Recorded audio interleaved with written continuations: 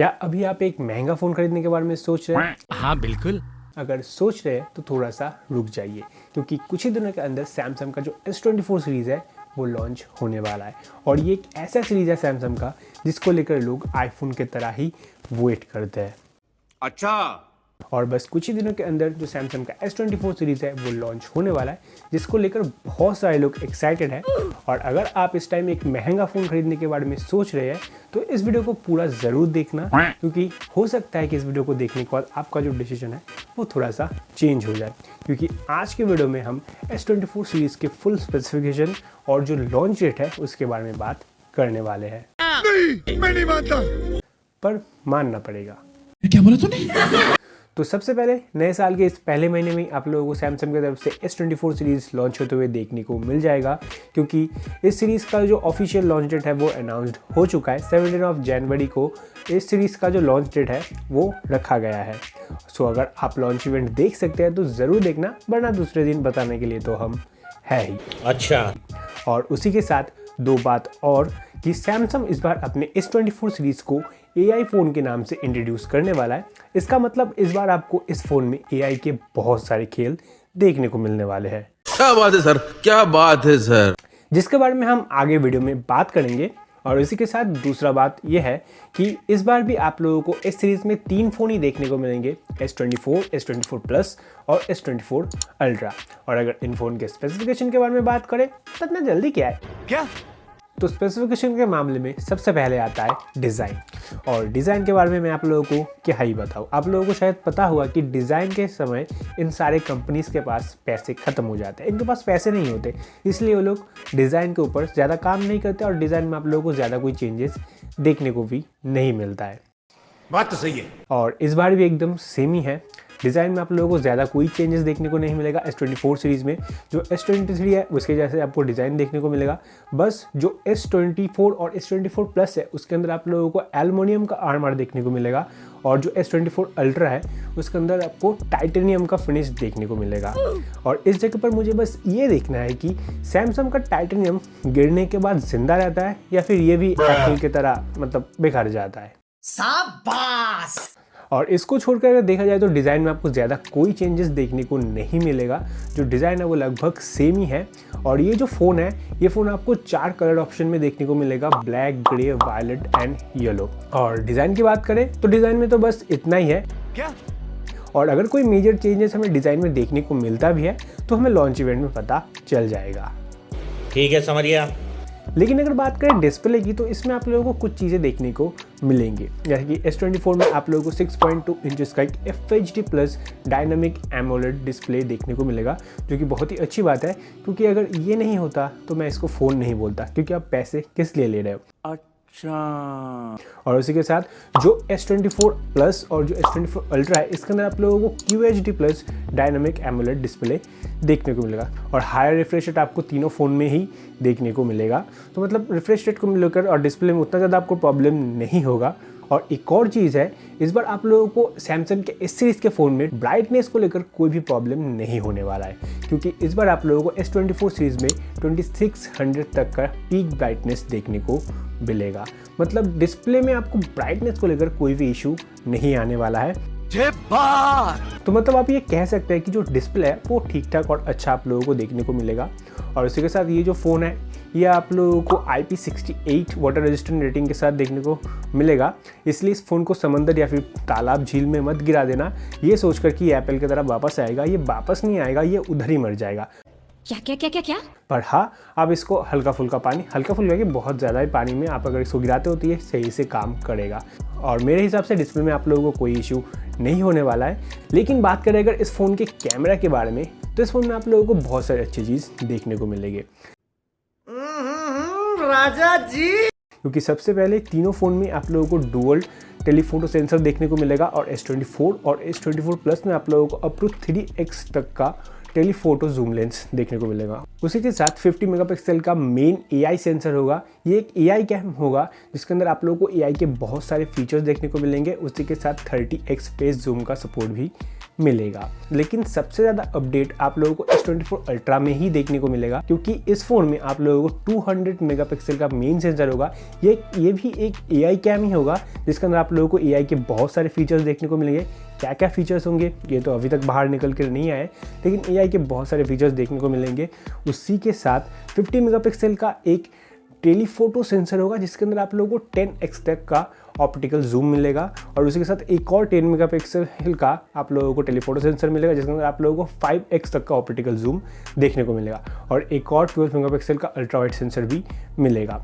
और इन तीनों फ़ोन में आप अप टू 8K तक का वीडियो रिकॉर्ड कर पाएंगे। और मुझे आज तक ये समझ नहीं आया कि ये कंपनी जो 8K तक का रिकॉर्डिंग देता है किस लिए देता है, क्योंकि अगर आप कोई वीडियो 8K में शूट करते हो तो आप वो ज़्यादातर लोगों के पास भेज नहीं सकते, क्योंकि उसका क्वालिटी या फिर उसका जो साइज़ है वो इतना ज़्यादा बढ़ जाता है। तो अगर आप उसको किसी के पास भेज नहीं सकते हो वीडियो, किसी को दिखा नहीं सकते, तो उस वीडियो का क्या फ़ायदा। बात तो सही है। लेकिन इसको अगर साइड में रखें तो इन तीनों फ़ोन में आप लोगों को अप टू 8K तक का रिकॉर्डिंग सपोर्ट देखने को मिलेगा। उसी के साथ सामने आप लोगों को तीनों फ़ोन में 12 मेगापिक्सल का एक सेल्फी सेंसर भी देखने को मिलेगा। और फोटो के मामले में मुझे कोई चीज़ बताने की ज़रूरत नहीं है, क्योंकि आप लोगों को पता है कि जो S24 सीरीज़ है वो उसका कैमरा कितना अच्छा होने वाला है, क्योंकि S23 सीरीज़ को आप लोगों ने देखा ही है। और उसी के साथ इस बार आप लोगों को AI के बहुत सारे फीचर्स देखने को मिलने वाले हैं, तो मुझे नहीं लगता कि फ़ोटो को लेकर आप लोगों को कोई इशू आने वाला है। और आप लोगों को ये भी पता होगा कि सैमसंग का जो S सीरीज़ का इमेज प्रोसेसिंग सेंसर होता है वो सबसे अच्छा होता है, इसलिए कैमरा के जो फ़ोटो है मुझे नहीं लगता कि फ़ोटो में आप लोगों को कोई भी इशू आने वाले हैं। और इस बार AI के बहुत सारे फीचर्स भी आपको इस फ़ोन में देखने को मिलेगा, उसकी वजह से फ़ोटो क्वालिटी और भी ज़्यादा इन्हेंस हो जाएगा। और जब AI के बारे में बात हम कर ही रहे हैं, तो मैंने आप लोगों को पहले भी बताया है कि सैमसंग इस बार अपने S24 सीरीज़ को AI फ़ोन के नाम से इंट्रोड्यूस करने वाला है। मतलब AI के बहुत सारी चीज़ें आपको इस फ़ोन में देखने को मिलेगा, लेकिन कितने फीचर्स होंगे ये अभी तक बाहर निकल कर नहीं आए हैं। लेकिन कुछ चीज़ें जो बाहर निकल कर आए हैं वो अगर सच होता है तो मैं सच में बोल रहा हूँ कि बहुत सारे फ़ोन ब्रांड्स के लगने वाले हैं। क्या बोला तूने? सबसे पहला तो आपको इस फ़ोन में एक AI का ऑप्शन मिलेगा, जो आपको रियल टाइम में ऑडियो को ट्रांसलेट करके देगा। मतलब आप किसी से फ़ोन में बात कर रहे हैं और वो किसी दूसरे लैंग्वेज में बात कर रहा है, तो रियल टाइम में AI की मदद से ये जो AI है वो आपको ऑडियो को ट्रांसलेट करके आपको देगा कि वो क्या बता रहा है। और अगर ये होता है ना, तो ये फ़ोन सच में बेस्ट होने वाला है। और इसी के साथ आप AI की मदद से अभी आप किसी भी पैराग्राफ को बहुत ही आसानी से समरी में कन्वर्ट कर पाएंगे, वो भी बुलेट पॉइंट के साथ। तो भी अभी तक हम ChatGPT की मदद से करते हुए आ रहे हैं, वो अभी आप इस फ़ोन के अंदर ही कर पाएंगे। और इस फ़ोन में भी आप लोगों को सैटेलाइट कनेक्टिविटी का ऑप्शन मिलेगा, पर वो इंडिया के लिए होगा या नहीं होगा ये अभी तक मुझे नहीं पता है। और एक और AI फीचर है, अगर आप फ़ोटो एडिटर है, मतलब फ़ोटो वीडियो एडिट करते हैं, तो मेरे हिसाब से अगर आप ये फ़ोन लेते हो तो आपको दूसरा कोई फ़ोटो एडिटिंग ऐप लेने की ज़रूरत नहीं पड़ेगा, क्योंकि इस फ़ोन के अंदर आप लोगों को AI के इतने सारे फीचर्स मिल जाएंगे कि आपको दूसरे कोई ऐप की ज़रूरत ही नहीं पड़ेगा। क्योंकि आप किसी भी फ़ोटो को बड़ा या छोटा कर पाओगे, किसी भी फ़ोटो से आप किसी भी सब्जेक्ट को आसानी से इरेज कर पाओगे, मिटा पाओगे। आप किसी भी फ़ोटो में किसी भी सब्जेक्ट को ड्रैग एंड ड्रॉप कर पाओगे अपने हिसाब से। इसी मोबाइल के अंदर AI की मदद से आपको किसी भी फ़ोटो एडिटिंग सॉफ्टवेयर की ज़रूरत ही नहीं पड़ेगा। मतलब इस फ़ोन में आप लोगों को AI के बहुत सारे फीचर्स देखने को मिलने वाले हैं, लेकिन कितने फीचर्स होंगे ये अभी तक नहीं पता है। कुछ फीचर्स जो बाहर निकल गए वो मैंने आप लोगों को बता दिया, और कितने फीचर्स होंगे और भी वो हमें लॉन्च इवेंट पे पता चल जाएगा। हाँ बिल्कुल। और इसी के साथ इन सारे चीज़ों को प्रोसेस करने के लिए आपको इस फ़ोन में एक 3 नैनोमीटर का power efficient SoC Qualcomm Snapdragon का लेटेस्ट 8 Gen 3 SoC देखने को मिलेगा, जो कि एक बहुत ही ज़्यादा पावर एफिशिएंट SoC होने वाला है। और S24 अल्ट्रा ग्लोबल मार्केट में आपको Qualcomm स्नैपड्रैगन 8 Gen 3 के साथ ही देखने को मिलेगा, उसमें आप लोगों को कोई प्रॉब्लम नहीं होगा। लेकिन जो S24 और S24 प्लस है उसके अंदर हो सकता है कि शायद ग्लोबल मार्केट में आप लोगों को सैमसंग का Exynos 2400 SoC देखने को मिला। ये भी एक बहुत ही पावरफुल SoC है। सो प्रोसेसर देखा जाए तो ठीक ठाक ही है, कोई प्रॉब्लम नहीं है। दोनों प्रोसेसर ही अच्छे हैं, जो भी आता है अच्छा ही होगा, क्योंकि जो प्रोसेसर है वो अच्छा है दोनों का ही। अच्छा, तो प्रोसेसर को लेकर मुझे नहीं लगता उतना ज़्यादा कोई इशू आएगा। और अगर आता भी है तो वो तो हमें लॉन्च इवेंट के बाद जब फ़ोन लॉन्च होगा उसका कैसा काम होता है वो तो हमें पता चल ही जाएगा। और अगर इस फ़ोन के बैटरी के बारे में बात करें तो इस फ़ोन में आप लोगों को 3 फ़ोन में अलग अलग mAh का बैटरी देखने को मिलेगा। सबसे पहला तो S24 में आप लोगों को 4000 mAh का बैटरी देखने को मिलेगा।